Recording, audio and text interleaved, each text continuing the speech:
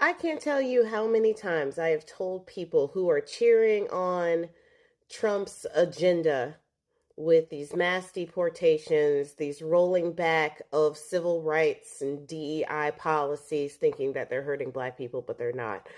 Uh, Rolling back women's rights and bodily autonomy, LGBT rights, all of these things. These people are cheering because they say they are none of those things. They are cheering because they think that they won't be affected by these policies. And I always tell them, okay, you're just waiting your turn because he's going to be coming after you too. And they never believe me. They always laugh and all this, but Midwest farmers, most of which voted for Trump, most of which have been Republicans their entire life and see absolutely nothing wrong with Trump's policies. These farmers, you're next. It is your turn. Trump has been trying his best to undo everything that Biden did in his term. This includes the Inflation Reduction Act, which achieved a soft landing for our inflation. It was only 2.6% or something like that when he left, or when the election happened. In that act was almost $20 billion for farmers' programs and initiatives. Trump has frozen all of those funds. Those funds helped farmers with their farm, gave them grants and aid to help keep their farms going, help update their equipment, keep their lands the way that it needed to be in order to cultivate and help them with their animals so that their animals could be processed. And Trump took that away. Those things are frozen. And now you're hearing farmers come out, farmers who voted for Trump because of all the other things that they thought wouldn't touch them.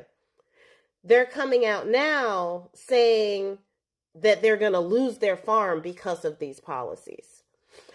Add to that, Trump also has disbanded, or at least is trying to disband, the USAID. And people are cheering this on because they think that USAID is just helping people around the world, which, when did that become a bad thing?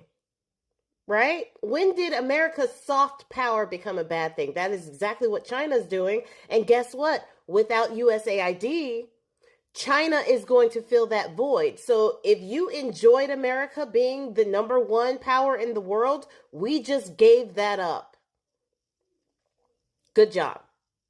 America first, right? America is now going to be second, by the way. I digress. But the USAID used to buy goods from local farmers, especially the farmers in the Midwest. Kansas is being hit hard.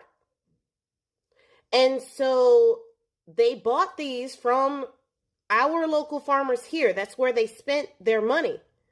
They bought them from here and would ship them over to other countries to help them. But the farmers here got the money. So disbanding that means that our farmers here are going to be hit. Now, if our farmers here are going to be hit, what do you think is going to happen to grocery prices?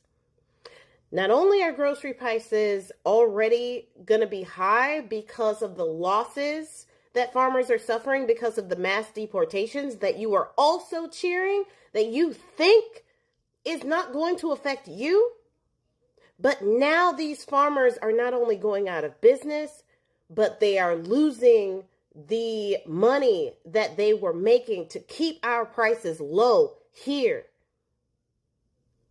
So now it's going to affect us, America first, right? So this is what is happening here. And I just want to know, the people who were cheering on the other stuff, are you cheering this? What's up? Let me know. What's your justification for this? Are you still thinking that this is America first? Are you still thinking that you're not just waiting your turn? Because you are. We've got to change our mindset. We have got to change our mindset. When you give to other people, when you are a decent person, you get that back. When you vote for hate and when you vote for fascism and when you vote to hurt other people, it comes back to you tenfold. Karma is a witch with a capital B.